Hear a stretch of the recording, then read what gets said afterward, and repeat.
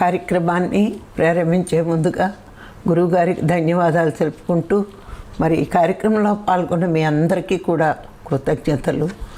మరి మనం ఆత్మ అంటే ఏంటి అన్నది తెలుసుకున్నా, మరి ఆత్మోన్నతి ఎందుకు కలగట్లేదో ఈరోజు తెలుసుకుందాం. ఎందుకు అంటే అందరము ఆత్మలము అనే విషయం మరి సాధనలోకి వచ్చిన ప్రతి వాడికి, సద్గురువు దొరికిన ప్రతి వాళ్ళకి కూడా మరి ఆత్మ అంటే ఏంటో తెలుస్తుంది.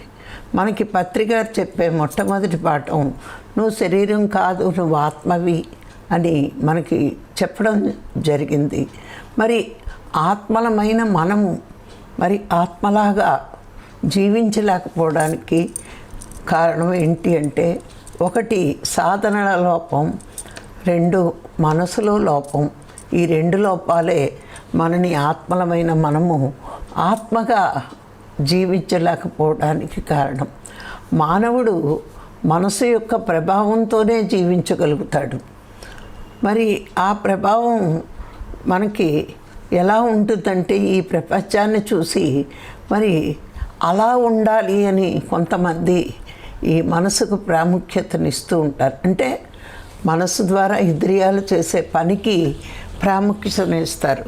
ఎప్పుడైతే సద్గురువు దొరికి సత్య మార్గం మనకు దొరికినప్పుడు, నువ్వు శరీరం కాదు ఆత్మవి, నువ్వు ఈ లోకవాసివి కాదు పరలోకవాసివి, సత్యలోకవాసివి, మరి అక్కడి నుంచి వచ్చావు, నీ చేయం అక్కడికే వెళ్ళాలి అని ఈ పరమసత్యాన్ని మనం తెలుసుకున్నప్పుడు, దానికి ప్రయత్నించాలి అంటే ముందు మనకి ప్యూరిటీ రావాలి. మనము అంటే ఈ శరీరానికి ప్యూరిటీ కాదండి. నిన్న మనం ఒక మాట చెప్పుకున్నాం, హృదయ శుద్ధి ఉంటేనే ఆత్మ ఉన్నతి కలుగుతుంది, ఆత్మదర్శనం కలుగుతుంది. మరి హృదయం, ఆత్మ ఉన్న ప్లేస్ హృదయం ఎప్పుడు పాడవుతుందా అంటే అది పాడవ్వదు. దాని చుట్టూరు ఉన్న మనసు మరి అరిషడ్వర్గాలు, అహంకార మమకారాలు, రాగద్వేషాలు, బద్ధాలు, మలిన వాసనలు, ఇవన్నీ కూడా మనసుని ఇంప్యూర్గా ఉంచుతాయి. అంటే కలుషితం చేసి, నేను నాది అనే స్వార్థంతో మనము జీవిస్తున్నాం. ఎప్పుడైతే నేను అన్నామంటే అక్కడ ఈ శరీరం నేను అనే భావన ఇంకా మనకి వదలట్లేదు. మరి నాది అంటే బంధంలో పడిపోతున్నాం. అంటే నా పిల్లలు అనుకుంటే పిల్లలతో బంధం, నా ఆస్తిపాస్తులు అనుకుంటే ఆస్తిపాస్తులతో బంధం, నావి అనుకుంటే ఏదైతే నువ్వు ఈ శరీరానికి సంబంధించినవన్నీ కూడా నావి అనుకుంటావో వాటితో బంధం ఏర్పడుతుంది. అవి మన దగ్గర ఉన్నప్పుడు సంతోషంగా ఉంటుంది, అవి మన నుంచి దూరం అయినప్పుడు దుఃఖము ఉంటుంది. అది కాసేపు సంతోషం, కాసేపు దుఃఖము ఉంటే మనం ఇంకా ప్యూరిటీగా తయారన్నట్టు. ఎందుకు అంటే నావి నేను అనడంలో తప్పేముంది అంటావు. అంటే నీకు ఇంకా ఆత్మజ్ఞానం, బ్రహ్మజ్ఞానం పొందడానికి అర్హత లేదు. గురువు చెప్తాడు, ఇదంతా నీది అనుకుంటున్నావు, నీది కాదు, పరమాత్మదే. ఈశావాస్యోపనిషత్తు చెప్పింది, ఈ సృష్టి అంతా పరమాత్మదే. మనము చేసుకున్న పూర్వజన్మ పుణ్యం వల్ల అనుభవించడానికి మాత్రమే హక్కు ఉంది. కానీ మనకి సరి అయిన గురువు లేనప్పుడు మరి ఇంకా దేహం గురించి, మనసు గురించి, ప్రాపంచిక భోగాల గురించి ఎలా పొందుతావో నేర్చే గురువుల దగ్గరికి వెళ్ళినప్పుడు ఈ సత్యం మనం మర్చిపోతాం. చెప్పరు వాళ్ళు, ఈ పూజ చేస్తే ఇది, ఈ మంత్రం చెప్తే అది అని ఈ లోకంలో ఉన్నవన్నీ కూడా ఎలా పొందవచ్చో నేర్పిస్తారు. కానీ మనం ఎక్కడి నుంచి వచ్చాము, ఎక్కడికి వెళ్ళాలి, అక్కడికి చేరుకోవడానికి మార్గం ఏంటి అన్నది ప్రాపంచక గురువులు చెప్పలేరు. కానీ మనకి ఆధ్యాత్మిక గురువైన సద్గురువు మనకు దొరికినప్పుడు ఈ సృష్టి అంతా పరమాత్మది, నేను ఆత్మని అనుభవించడానికి హక్కు ఉంది, అంతే అనుభవించాలి, నాదంటూ ఏది లేదు అనుకున్నప్పుడు వీటి మీద, ఈ ఆస్తిపాస్తుల మీద మనకి మమకారం తగ్గుతుంది. ఇంకో మాట కూడా చెప్తారు గురువులు, ఏది అనుభవిస్తున్నా త్యాగబుద్ధితో అనుభవించు అని చెప్తాడు. అప్పుడు ఏమవుతుంది, మనం బంధాల నుంచి విడిపోతూ ఉంటాం, దేని మీద బంధం పెట్టుకోము. మనం ఇంకా ఆ స్థితికి రాలేదు అంటే మన మనసు యొక్క ప్రభావం చాలా దిట్టంగా ఉంది అనుకుంటాం. అందుకే మరి గురువులు కానీ మహాత్ములు కానీ మోక్షాన్ని పొందాలి అంటే, తిరిగి మనం ఎక్కడి నుంచి వచ్చామో అక్కడికి వెళ్ళాలి అంటే, మనం ఎవరమో తెలుసుకోవాలి అంటే ఎలా ఎదగాలి అన్నది చెప్తూ, ఆ హృదయ శుద్ధి కలగాలి అంటే మనసు శుద్ధి అవ్వాలి. మనసు శుద్ధి అవ్వాలి అంటే కొన్ని విషయాలు మనకి వాళ్ళు చెప్పారు. ఇంద్రియాలు ఎలా ఉంచుకుంటే మనసు శుద్ధి అవుతుంది. ఎందుకంటే విన్నది ఆచరించిన వాడే చాలా గొప్పవాడు. మనం ఈ మార్గంలోకి వచ్చాక గురువు చెప్పింది విని ఆచరణలో పెట్టుకుంటాం. చిన్న చిన్న విషయాలు ఆచరణలో పెట్టుకోగలిగితే పెద్ద పెద్దవన్నీ కూడా ఆచరణలోకి ఆటోమేటిక్గా మనము తెచ్చుకోగలం. ఫస్ట్ మనకి వాక్కు నుంచే మొదలెడతారు. ఎందుకంటే మంచైనా చెడ్డైనా మనం వాక్కు నుంచే మొదలెడుతుంది మన జీవిత విధానం.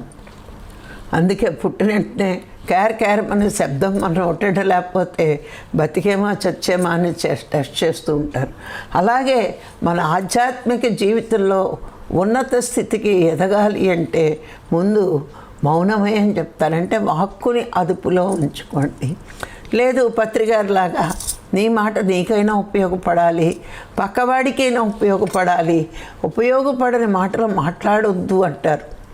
అంటే ఉపయోగపడే మాటలు అంటే మనకి ఎదుటివాడిని ఆత్మోన్నతి కలిగించే మాటలు మనం మాట్లాడితే చాలా గొప్పవాళ్ళ కింద మనము వస్తాం.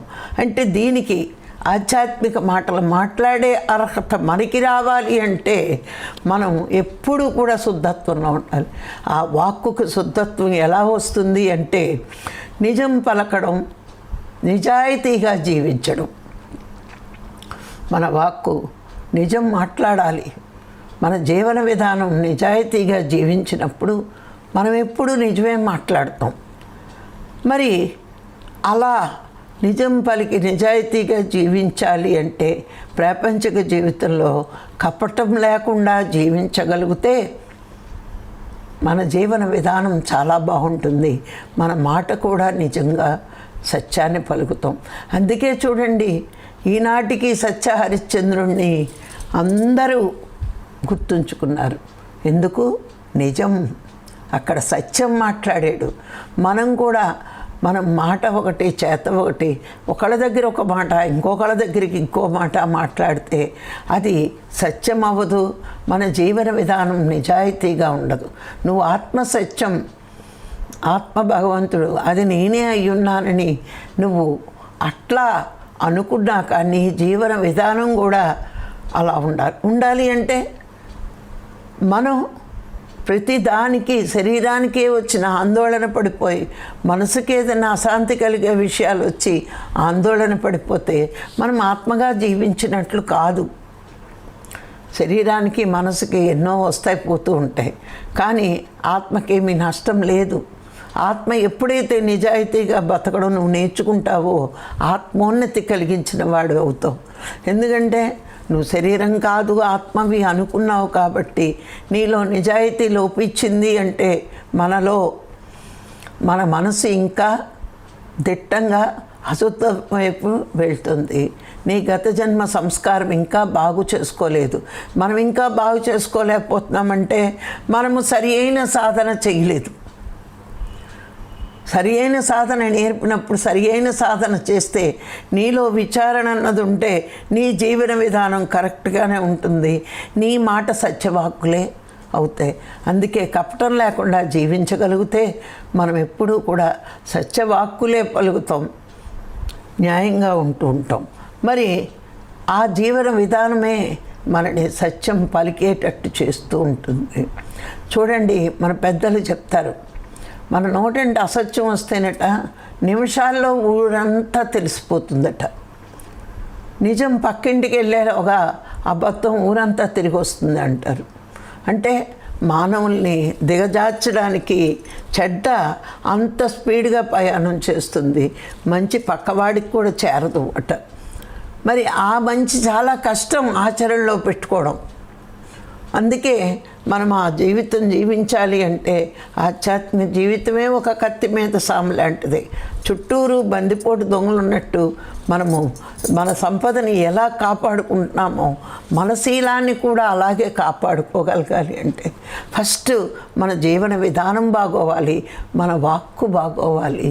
అందుకే నిజాయితీగా నిజం పలకడం, నిజాయితీగా జీవించడం అలవాటు చేసుకోవాలి. ఇక రెండవది న్యాయంగా జీవించడం రావాలి.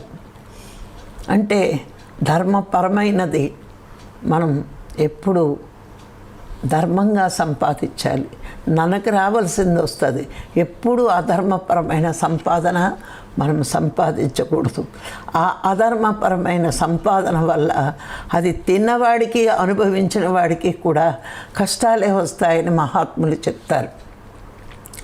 అధర్మం బొగ్గులు మంటలాడిదట. అది బతికున్న మంట ఉన్నప్పుడు కాలుస్తుందట. ఆ మంట చల్లారేక మసిగా ఉండి మనని మలినపరుస్తుందట. అందుకే ఎప్పుడు కూడా న్యాయంగా జీవించాలి. న్యాయార్జితమే మనం అనుభవించడానికి ప్రయత్నించాలి. అందుకే న్యాయంగా బతకాలి. ఇంకొక విషయం ఉంటుంది. మనం ఎవరికైనా చెప్పేటప్పుడు మన వాళ్ళకి ఒక నీతి, పక్క వాళ్ళకి ఒక నీతి చెప్తే మరి అది కూడా తప్పుడు జీవితమే అవుతుంది. అందుకే మనం ఏది ఆచరిస్తున్నామో, ఏ ఆహారం తింటున్నామో, ఏ సాధన చేస్తున్నామో, ఏ జీవన విధానం ఉంటుందో అదే ఎదుటివాడికి చెప్తే మనము న్యాయంగా జీవించిన వాళ్ళమే అవుతాం. న్యాయంగా జీవించడం అంటే మనం సాధన చేస్తున్నాం, పక్కవాడికి కూడా సాధనే నేర్పాలి. మనం శాకాహారం తింటున్నాం, అదే తినాలని చెప్పాలి. కానీ పర్లేదటి మెల్లిగా మాడతాడండి, లేదు నాకు పిల్లోడు గారం మొగుడు గారం వండి పెడతానండి అంటే ఇంకా నువ్వు న్యాయపరమైన జీవితం జీవించేటట్టు కాదు. అలాగే అధర్మంగా మోసం చేసి డబ్బు సంపాదించడం, లేదు మోసం చేసి మనకు అది వచ్చేయాలనుకోవడం, లేకపోతే వాడిని మాయ చేసి సొంతం చేసుకోవడం, ఇది కూడా అధర్మమే. న్యాయం అక్కడ ఉండదు, న్యాయపరమైన సంపాదన ఉండదు. మరి అలాగే ప్రతిఫలం ఆశించకుండా కష్టపడాలి. అంటే ప్రతిఫలం ఆశించకుండా ఎట్లాగండి అంటారు. కర్మ మీరు వింటున్నారు, నిష్కామ కర్మే చెయ్యాలి అని ఎన్నోసార్లు అందరూ చెప్తూ ఉన్నారు. మనం ఎన్నోసార్లు మరణం చేసుకుంటున్నాం. మరి ప్రతిదానికి ఫలితం ఆశిస్తే అది మళ్ళా అనుభవించడానికి జన్మ తీసుకోవాలి.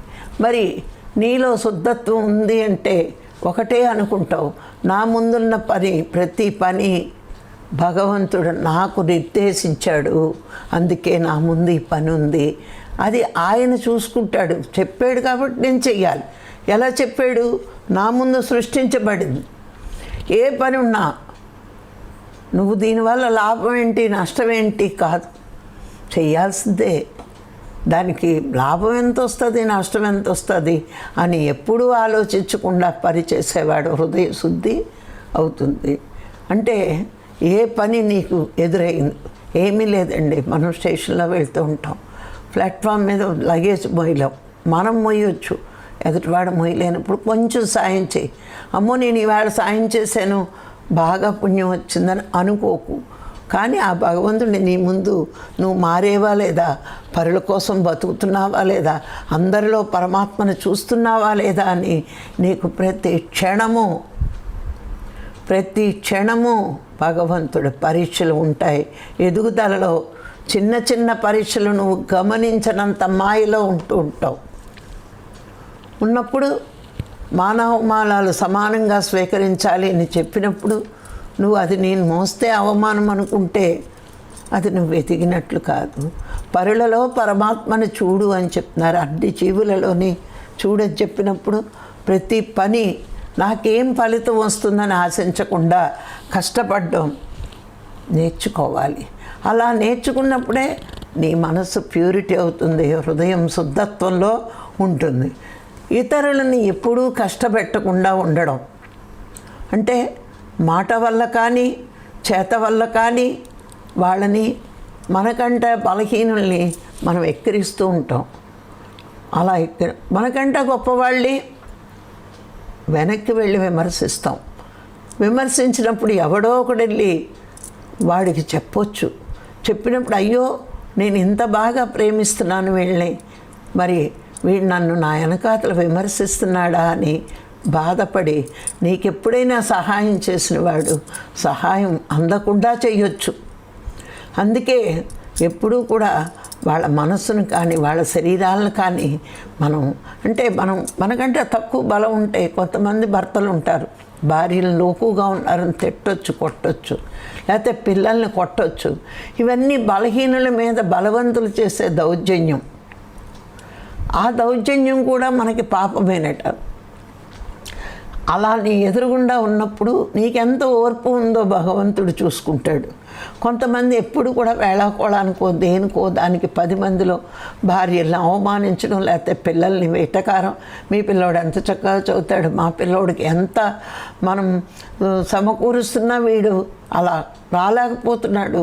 ఈరోజు నీ బిడ్డ చదువులో ఫస్ట్ రాకపోవచ్చు, ఇంకో టాలెంట్ ఏదో ఉంటుంది వాడికి. తల్లిదండ్రులుగా మనం గుర్తించలేకుండా బుద్ధిహీనతతో ఉన్నాం. ఎంతసేపు ప్రపంచం చదువులో ఫస్ట్ వస్తేనే తెలివైన వాళ్ళు అనుకుంటున్నారు. వాళ్ళు అనుకున్న ఇంజనీరు డాక్టర్లు అయితేనే తెలివైన వాళ్ళు అనుకుంటున్నారు. మిగతా దాంట్లో సీట్ రాకపోతే ఆ పిల్లలు శక్తిహీనులు, బలహీనులు, తెలివిహీనులు అనుకుంటున్నారు. కాదు, వాళ్ళలో కూడా టాలెంట్ ఉండొచ్చు, ఏదో ఒకటి ఉంటుంది. కానీ అది గుర్తించలేక మనము ఏం చేస్తాం, వాళ్ళని ఎదటోళ్ళని దగ్గర అవమానించేస్తాం. మన వాళ్ళే కదా అని జోకేస్తున్నాం అనుకుంటాం. కానీ జోకు ఒకసారి 2 సార్లు, ప్రతిసారి కూడా ఆ మాట మాట్లాడితే వాళ్ళు ఒక్కొక్కసారి అవమానం ఫీల్ అయ్యి బాధపడవచ్చు. అంటే మాట ద్వారా కూడా ఎదుటివాడిని బాధ పెట్టకుండా, అవతల వాడిని తక్కువ చేసి మాట్లాడుతున్నావు అంటే ఆ తక్కువ చేసి మాట్లాడడంలో నువ్వేదో పైశాచిక ఆనందం పొందుతున్నావు. మనం చూడండి, ఎవరైనా నలుగురిలోని తిడితే గమ్మున నవ్వుతాం, మనమే టెస్ట్ చేసుకుందాం, సైలెంట్గా ఉండలేం. వాళ్ళు ఏదో విమర్శిస్తారు, విమర్శించిన వెంటనే మనకు నవ్వు వస్తుంది. అంటే ఈ కార్యక్రమం ఈ పని మనం ఎదుటి వాళ్ళని తిట్టినప్పుడు మనం నవ్వుతున్నామంటే గమనించండి. నవ్వు వచ్చింది అంటే నువ్వు హ్యాపీ ఫీల్ అయ్యావు లోన. నువ్వు ఆత్మస్థితిలో ఉంటే హ్యాపీ ఫీల్ అవ్వవు, మౌనంగా చూస్తావు. ఆ తప్పు నేను చేయకూడదు అని నాకు పాఠం ఇది అని నువ్వు గమనిస్తే నువ్వు సైలెంట్గా అవుతావు. మరి ఎదుటి వాళ్ళని ఎవరైనా గురువులు కానీ ఎవరైనా తిడితే మనకు నవ్వు వస్తుంది అంటే, హేళన చేసినప్పుడు నవ్వు వస్తుందంటే నీలో ఇంకా ఆత్మస్థితి రాకుండా మనోస్థితిలో మనం ఉన్నట్టే. చూడండి, చిన్న చిన్న విషయాలను సరిచేసుకోవడానికి మరి మనం ఎన్ని పాఠాలు నేర్చుకోవాలో. అలాగే బీదవారి కష్టాలను పోగొట్టడానికి మనం ఎప్పుడూ కూడా ప్రయత్నించాలట. అంటే నీకున్న దాంట్లో ఎదుటివాడికి పెట్టగలిగితే కొంతమంది కష్టమైనా మనము తీర్చవచ్చు, అలా తీర్చగలగాలి. కానీ కొంతమంది ఈ రోజుల్లో అలా తీర్చాలి అంటే బీదవాళ్ళు ఉంటున్నారో లేదో కూడా తెలియట్లేదు. అందుకే నేను చెప్తాను, ఎవరికి డబ్బు సహాయం చేయకండి, కడుపు నిండా పెట్టండి, అది దొంగతనం అవ్వదు. కానీ నటించే వాళ్ళు కొంతమంది ఉండి మాయ చేస్తున్నారు, అలాంటి వాళ్ళు మనకు అర్థమవుతారు. అందుకే అన్నం పెట్టి ఆత్మజ్ఞానం నేర్పాలి, కానీ డబ్బులు ఇచ్చి ఆత్మజ్ఞానం నేర్పకూడదు. ఈ రోజుల్లో కష్టపడితే అందరికీ డబ్బు ఉంది, దేనికి మనకంటే బీదవాళ్ళు అని మనం గమనించుకుంటే, వాడు ఆధ్యాత్మికంగా వెనకబడి ఉంటే ఎంత కష్టమైనా వాడికి సాధన చేయించడానికి ప్రోత్సహించండి. కావాలంటే అన్నం పెట్టి ప్రోత్సహించండి, పుస్తకం కొనిచ్చి ప్రోత్సహించండి, కానీ డబ్బులు మాత్రం ఎవరికి పెట్టకండి. ఈ రోజుల్లో కష్టపడితే అందరికీ బోల్డు డబ్బు ఉంది, ఆ కష్టపడడం బద్ధకం అయ్యే డబ్బు లేదు అంటున్నారు. కొంతమందికి ప్రెస్టేజ్ కష్టపడడానికి. బీదవారు అనగానే మనకేం గుర్తొస్తుందంటే డబ్బున్నవాడు డబ్బు లేనివాడు, వీళ్ళిద్దరే గుర్తొస్తారు. అయ్యో పాపం వాడికి ఖర్చులు పెట్టుకుని తీసుకెళ్తాను, నేను ఎక్కడ తీసుకెళ్తాను, వాడి ఖర్చులు నేనే భరిస్తాను అని కొంతమందికి చేక ఉంటుంది. అవసరం లేదు. వాడు అక్కడ రాకపోయినా పర్వాలేదు, చక్కగా ఇంట్లో కూర్చొని గంటలు గంటలు ధ్యానం చేస్తే ఆ ప్రకృతి వాడు వెళ్ళడానికి కూడా అవకాశం ఇస్తుంది. డబ్బు రూపేణ ఇవ్వడం కాదండి, సాధన రూపేణ. మన దృష్టిలో ఒకటేనండి, సాధన చెయ్యలేని వాడు పేదవాడు, ఆత్మజ్ఞానం పొందడానికి ప్రయత్నించిన వాడు పేదవాడు. నా దృష్టిలో అయితే వాళ్ళిద్దరే, సాధన చేయలేకపోవడం, ఆత్మజ్ఞానం పొందడానికి మనం ఏమన్నా చెప్తే వినడానికి ఇష్టం లేకపోవడం. ఈ రెండు కటిక పేదవాడేడి, ఎన్ని జన్మల నుంచి వస్తున్నాడు, ఇంకా ఉంటాడు. అంతేకాని డబ్బు లేకపోవడం కాదండి పేదవాడంటే. అంటే ఈ రోజుల్లో ఇప్పుడు చూస్తే ప్రతి వాడికి కూడా కష్టపడితే డబ్బు వచ్చే విధానం చాలా ఉన్నాయి. అంటే ఆత్మజ్ఞానికి పొందాలని, సాధన చెయ్యాలని తపన ఉన్న ప్రతి వాడు గొప్పవాడే. వాడు చేసుకోలేకపోతే మా ఇంటికి వచ్చి చేసుకోండి అని చెప్పండి, మీరు అన్నం పెట్టి కూర్చోబెట్టండి, ఓ పుస్తకం కొనిచ్చి ఈ పుస్తకం చదువు నీ జీవితం మారుతుంది అని మనం ఎన్నో విధాలు వాడికి నేర్పించవచ్చు. పేదవాడి కష్టాలు పోగొట్టాలంటే కూర్చుని గుడి అరుగు మీద కూర్చున్న ప్రతి వాడికి డబ్బులు వేయడం కాదు. అలా డబ్బులు వేస్తే చక్కగా టచ్ స్క్రీన్ ఉన్న ఫోన్ కొనుక్కునే హాయిగా ఇంకొంచెం సోంబేరిలా తయారవుతున్నారు. డబ్బు రూపేణ ఇవ్వడం కాదు, జ్ఞానం రూపేణ, సాధన రూపేణ మనం ఇవ్వగలగాలి ఈ ఆధ్యాత్మిక జీవితంలో. అప్పుడు వీడు కూడా ఒక ఆత్మజ్ఞానిగా మారాలి అని మన కోరిక ఉంటే ఆ విధంగా సహాయం చేద్దాం, ఆ విధంగా సహాయం చేద్దాం. అంతేకాని డబ్బిస్తే వాడి కష్టాలు పోతాయంటే ఇది రోజు మన ఇంటికి వచ్చి అడుక్కు తినే హాయిగా పడుకుంటాడు. అలాగే సర్వకాల సర్వావస్థలందు ఓరిమి కలిగి ఉండాలట, ఓర్పు కలిగి ఉండాలట. అంటే సహించడం, భరించడం. మనకి విసుగు అన్నది రాకూడదు. ఎందుకు రాకూడదు అంటే మనము ప్రతివాడు ఆత్మస్వరూపుడే అని అనుక్షణం ఊరుకున్నప్పుడు మనం ఎవరేమన్నా ఓర్చుకోవడం నేర్చుకుంటాం. చూడండి, ఒక్కొక్కసారి మనకి అవమానాలు కూడా వస్తాయి. ఆ అవమానాలు కూడా భగవంతుడి క్రియేషనే. ఎందుకంటే ఓర్పు ఉందని అనుకుంటున్నాం, సడన్గా మనని ఎవరో ఒకరు అవమానిస్తూ ఉంటారు. అప్పుడు కూడా మనం మౌనంగా ఉండగలిగితే మనం భగవంతుడి పరీక్షలో నెక్కినట్టే. ఇవన్నీ మనం ఆచరిస్తున్నాం అంటే ఆచరించడానికే నేర్చుకుంటున్నాం. అలాగే ఇంకా లాస్ట్ పాయింట్, సర్వజీవుల యందు, ఆ సర్వజీవుల యందు ప్రేమ చూపించి వాటి హితవుకై పాటుపడాలి. ఎంత చక్కగా చెప్పాడో చూడండి మహాత్ములు. అంటే దీన్ని ఇండైరెక్ట్గా ఏ జీవిని చంపొద్దు, వీలైతే బతికించడానికి ప్రయత్నించాలి మనం. అంటే ఈ వేదాలు పుట్టిన దగ్గర నుంచి, ఉపనిషత్తులు పుట్టిన దగ్గర నుంచి సర్వజీవుల హితవు అని మనకు చెప్పారు. అంటే మాంసాహారం ఎప్పుడూ ప్రోత్సహించలేదు. మానవుడు తినే ఆహారం, మరి ఇన్ని లెసన్స్, ఇన్ని పుస్తకాలు, ఇన్ని గ్రంథాలు, ఇన్ని ధర్మశాస్త్రాలు ఇన్ని చెప్తున్నారు అంటే ఎక్కడ మాంసాహారం చెప్పారండి? ఇవి చదవనివాడు మాంసాహారం ప్రోత్సహిస్తున్నాడు, చదివేవాడు శాకాహారమే మానవాహారం అని ఎలుగెత్తి చాటుతున్నాడు. మరి సర్వజీవులు హితవు అంటే చేపలను కోసుకుని తినడం, కోళ్ళను కోసుకుని తినడం కాదు కదండి. వాళ్ళని బతికించాలి. వాటి హితవు కోరడం అంటే గెడ్డేసేసి చంపడం కాదు, మేత పెట్టి చంపడం కాదు, దాని డ్రై ఫ్రూట్స్ పెట్టి కోసుకుని తినడం కాదండి. రేపు సంక్రాంతి వస్తుంది, ఎన్ని కోడులు చచ్చిపోతాయో ఈ పందాల్లో. అంటే ఎంత నికృష్టంగా జనం ప్రవర్తిస్తున్నారో మరి మనం అర్థం చేసుకోవచ్చు. ఇంకా కొంతమంది మరి ఇది ఏమైంది, పూర్వం నుంచి వస్తుంది, అనాదిగా వస్తుంది అంటున్నారు. మరి నా దృష్టిలో అయితే మనం పందాలు కాయకపోవచ్చు, చూడ్డానికి వెళ్ళినా పాపమే అంటాను నేను. మనం జనం అక్కడ ఉన్నాం కదా అని వాళ్ళు ఇంకా రెచ్చిపోతున్నారు. ఆ చూడ్డానికి వెళ్ళడం కూడా పాపమే అంటాను. ఎందుకంటే అది ప్రాణాలతో చెలగాటమాడితే మనం చూసి ఆనందించాలా? మన బిడ్డ చావు బతుకుల్లో ఉంటే మనం ఎంత తల్లడిల్లుతున్నాం, మన తల్లిదండ్రులు చావు బతుకుల్లో ఉంటే ఎంత తల్లడిల్లుతున్నాం, మనకి చావు బతుకులు అంటే ఎంత తల్లడిల్లుతున్నాం. మరి ఈరోజు ఆ పందాలకు వెళ్ళి అవన్నీ చూసి ఆనందిస్తున్నామంటే అది జీవుల హితవు కోరినట్లు కాదు. ఆ జీవులకు హితవు కోరినట్లు కాదు, పైశాచిక ఆనందం అనుభవిస్తున్నట్టు.